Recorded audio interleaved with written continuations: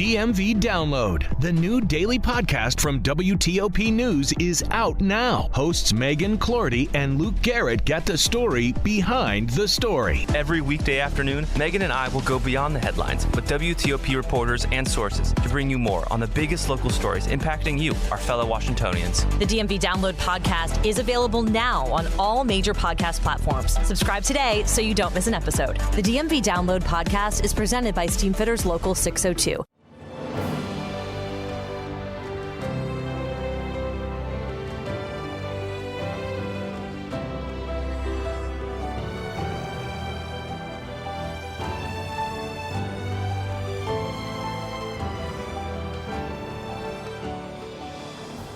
Welcome to the newest episode of Beyond the Fame with Jason Fraley. I'm your host, Jason Fraley, picking the brains of the top filmmakers, musicians, and artists of our time. Screen legend Alfre Woodard visits the Hamilton Hotel in Washington, D.C. tonight to host the inaugural gala of the John and Lilian Miles Lewis Foundation. I spoke with Woodard about the legacy of the civil rights icons, as well as the continued fight for justice today, and her prolific acting career. How are you? Hey, thank you so much for joining us on WTOP in D.C. Well, I am happy to join you today. Are you? I assume you're already in town. I guess did you just fly in? I did. Yes, All right. I did. Well, welcome back to the nation's capital. Well, we should tell everyone that you are hosting what I think is going to be the inaugural gala. I think and hope it's going to be an every year thing. It will definitely be an every year thing, so everybody can look forward to it. Awesome. Well, come check out the inaugural gala here. It's for the John and Lilian Miles Lewis Foundation, named after the late Congressman John Lewis, civil rights icon. He passed in 2020, and his wife, Lilian Miles Lewis, who I think she passed in 2018. Why is this such a huge cause for you? I mean, it's pretty obvious. John Lewis is a legend. John Lewis is, John Lewis is that big brother that all of us had. He was a young man when he stepped into the fray of the civil rights movement with Dr. King. And he, from that moment on, every step of the way, he had such truth and bravery and integrity that, he was the only young person to speak at the March on Washington. So all along, that's why I said big brother, because we sort of keep seeing him as a young man because he came onto the scene so young and was so committed to fairness and to inclusion and to people's dignity, just to live a life of dignity. And so we've always looked to him. Wherever he put his feet, you knew you were in a righteous cause. And he gave people strength, all kinds of people. And so he has continued on, and he's left us an incredible legacy that we now have, although we miss him tremendously, we now have the tools and a map of how to strategically and collectively insist and stand up for not only our rights, but the rights of others, because all of our rights are interconnected. When one person's liberty is denied, when one person is disenfranchised, it leaves the field open for any of us to be. And we're learning that as Americans. Oh yeah, absolutely. And it was always, you mentioned, speaking at the March on Washington and all the great civil rights movement work that he's done. And even in the decades since, as a congressman and everything, it's in a weird way, it's sort of fitting. He passed in 2020, sort of a passing of a torch, because 2020 was with the death of George Floyd. And it was like a groundswell awakening for a lot of the country. And so I guess, with his passing that year, now we embark on a new era. And just explain how sort of the work continues. We're in a very new place with a lot more equality issues that face us today. Well, he conceived of this foundation and the work that it will do, amplifying the voices of the rising generations. And Miss Lillian's name is on it as well, because she was the heartbeat of everything that he did. He was the public facing person, but she was his rock and his companion, his partner in all of this work. And yes, John Lewis, he stood fast and strongly in the Congress. So much of access that we have today comes from his service in the Congress. And he, of course, was known as the conscience of the Congress. He also was known as the action of the Congress. And he is, I don't think of it as an era, different eras, because just think of the Voting Rights Act. From the time his actions with all the others on the Edmund Pettus Bridge, where he was beat bloody about the head, it was within the next 3 years, it's when the Voting Rights Act was passed. And from the time that was passed, people take it for granted. They're too busy to go vote. Why would I vote? What is it going to do? But from the time that was passed, the forces, the movements, the people, the individuals that did not want that to happen, because they didn't think Black people, brown people, and others could be trusted with the vote, because they wanted to hang on to power. From the time that vote was passed, all of those forces went into play. All of those millions upon millions of dollars went into play to pull it back. So the voting rights struggle that we find ourselves in right now, where we're trying to hold on to what is already has been the rule, that struggle to dismantle it started the very day that it was passed. And people they don't know that. So this is not old. All the gerrymandering for power to deny people the right to vote has been underway since it passed over 50 years ago. So when people say, what is my power? You have the power to vote. Every individual, people that spend as much money on, bad commercials they want to, throwing mud and giving disinformation, but the vote must be powerful, or they wouldn't be in such a hysterical state and frankly a immoral state trying to deny it.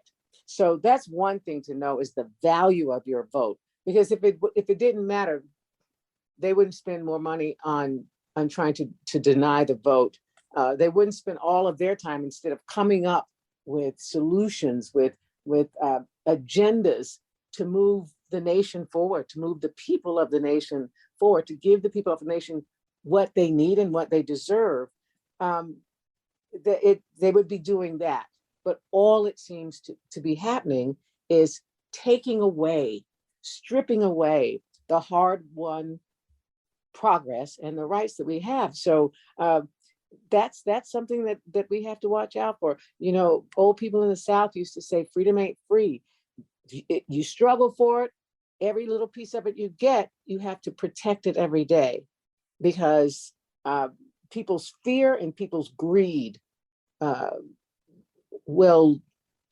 it never rests. And so all of us citizens can never rest. All of us, well-meaning, inclusive citizens who understand that this government that we have, this democracy that we have, is built so that we can fairly live in this country together.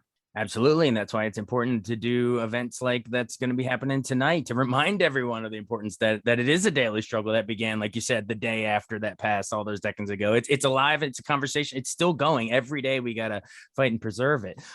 We should remind everyone it's at the Hamilton Hotel on 14th Street. It's tonight. And there's going to be what's called the Good Trouble Talk. Remember that documentary, Good Trouble with John Lewis. Yeah. Journalist Charlene Hunter-Galt is going to be talking at that, and Grammy winner Common will be there, who's also going to perform, right? Charlene Hunter-Galt will be in conversation with Common, having the Good Trouble Talk, and Kerry Kennedy will be there. The speaker will be there, Speaker Pelosi, and the House Majority Whip Clyburn and Leader Hoyer, Ossoff and Warnock senators will be there. This is being put on and produced also by a remarkable group out of Atlanta. That's where the foundation is based. And, it's also going to be, we'll be reflecting on the congressman's life and his legacy, but we're also going to be celebrating the values and the visions that he and Ms. Lilian Miles Lewis lived their whole life. So John Lewis also was, I mean, he was a strong, upright, and sincere man, but he was a joyful man, and he had a big sense of humor, and he loved to dance. So we won't be dancing, most of us will be tapping our feet, obviously, but it will be the kind of celebration that it personifies him and his MO. So one of the things that he was able to do was to wage the struggle in joy. And that's something that we have learned from the people that came before us who stood up so that we could walk straight, and whether we could, even if we are beat down on the streets, we have recourse, so we continue to keep that, and to not be drawn into despair, to bitterness, to anger, because the thing is, if you're standing with the truth, you've already won. You just have to hold out and keep insisting on it, because the truth will be the only thing that actually works. It's the only power, I think. Stay tuned for the rest of my conversation with Alfre Woodard, but first, a message from a fellow WTOP podcast. DMV Download, the new daily podcast from WTOP News, is out now. Hosts Megan Clorty and Luke Garrett get the story behind the story. Every weekday afternoon, Megan and I will go beyond the headlines with WTOP reporters and sources to bring you more on the biggest local stories impacting you, our fellow Washingtonians. The DMV Download podcast is available now on all major podcast platforms. Subscribe today so you don't miss an episode. The DMV Download podcast is presented by Steamfitters Local 602. Welcome back to Beyond the Fame for the rest of my conversation with Alfre Woodard. Bless John Lewis for doing it, the legend. But while we have you on, we got to remind our listeners the legend of Alfre Woodard too. I mean, you've compiled quite a career over the years. Remind us how you were born in Tulsa, but didn't you start out as an athlete before trying out for a school play, and then you thought, I might want to go do this, study it in college at Boston? Jason, I am not going back into ancient history. It's not that long ago. Well, but I've been around so long. That's like saying, hey, remember this picture of you in kindergarten? You know what I do want to talk about? I'm not a legend. I'm just a working actor who has been working for a long time. And fortunately, I'm a storyteller, and I have a great story to tell you guys about. Right now on BET Plus, I'm an executive producer on a project called The Porter. It's an 8-part series, and I am so proud of the young people who have brought their gifts to this story, and the ones that wrote it, directed it, produced it, put it on. It is just, it's about the Porters who eventually established the Brotherhood of Sleeping Car Porters, but it's a really engaging story of the Porters that ran the line between Montreal and Chicago in 1921. So our two leads had come back from the First World War, and you can imagine the things that they faced in that, what seems to be the most horrific war we have had. But they come back, and they're strivers. So they strive in different ways. Some of them are below the table, and some of them are above board, and they're trying to get the Porters unionized, but also they're women. The Marcus Garvey movement is in there. One of them's wife is a Black Cross nurse, but she doesn't toe the line completely with the Garveyites. And then there's girls who are young women who are dancing in the clubs and singing with hopes of going to New York. There's colorism, everything in there, lots of action. So it is a story that is based in 1921, and people think, oh, historical fiction. Last weekend is history. So I want young people to know that whatever you did last weekend is history. So it's just a whole lot of weekends with people like you figuring out how to be in North America, how to live, individually, how to express yourself and get the things you want, and collectively move us all ahead. So BET Plus, it's on right now. It's called The Porter. Wow, it's called The Porter. And when does it drop? You said it's already out? It dropped 2 weeks ago. Oh, that's fantastic. Then, I'll be around. I got stuff rolling out in the summer and in the fall, some really great stuff. Awesome. Yeah, I think you're doing like I think a Salem's Lot thing. Yeah, there's a lot of cool stuff coming up, but keep an eye out on.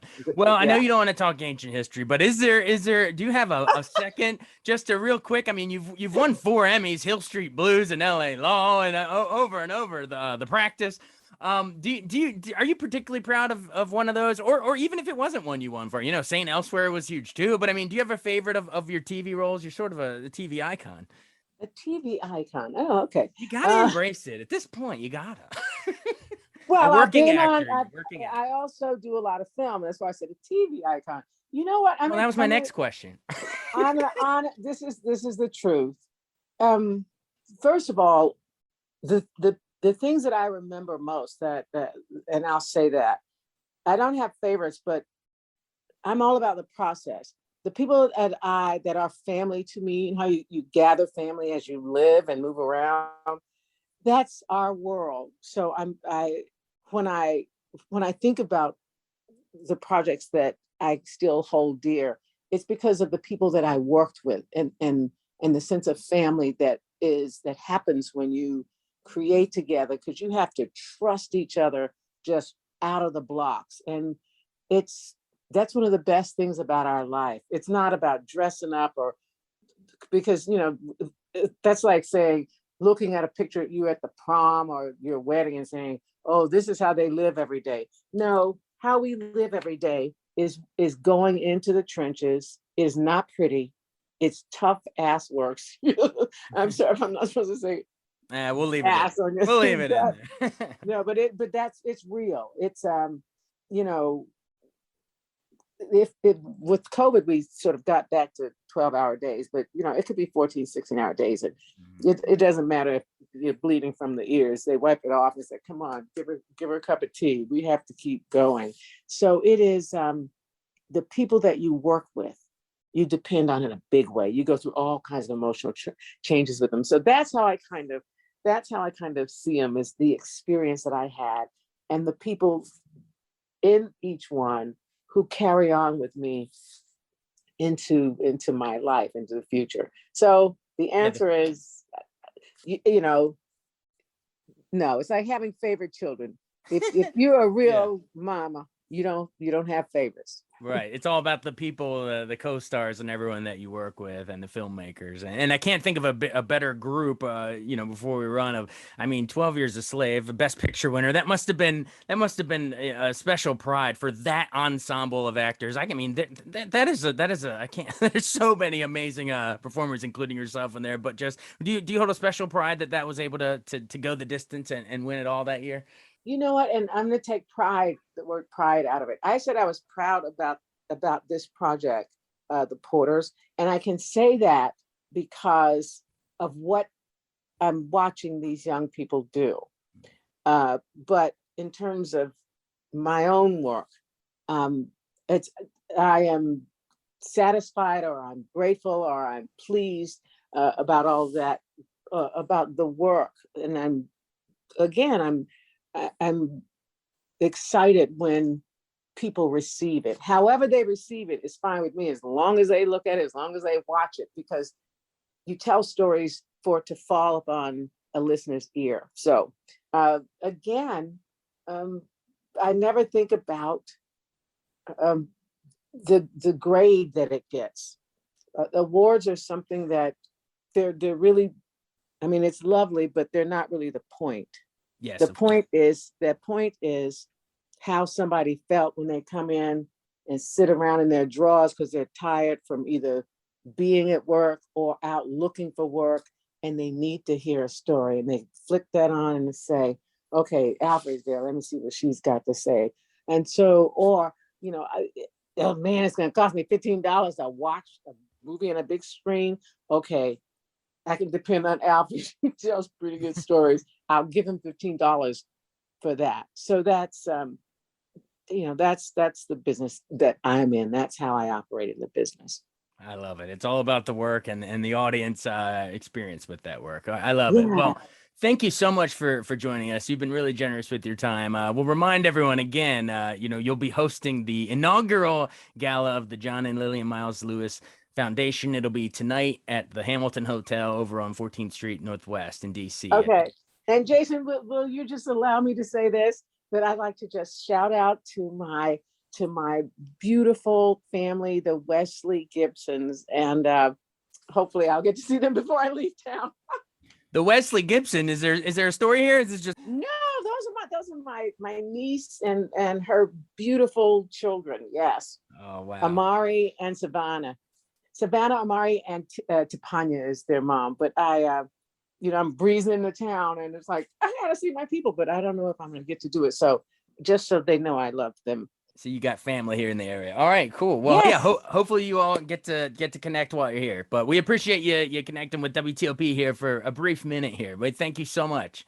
Well, I'm happy to talk to you. Call me other times. Yeah, let's do it. Whenever you got a role, we'll promote it. We're happy to. All right, man. All right. Thanks so much for doing this. Sure. Bye-bye. Thanks so much for joining us on Beyond the Fame with Jason Fraley. Remember to hit the subscribe button and give us a 5-star rating if you like what you hear. We'll see you next time.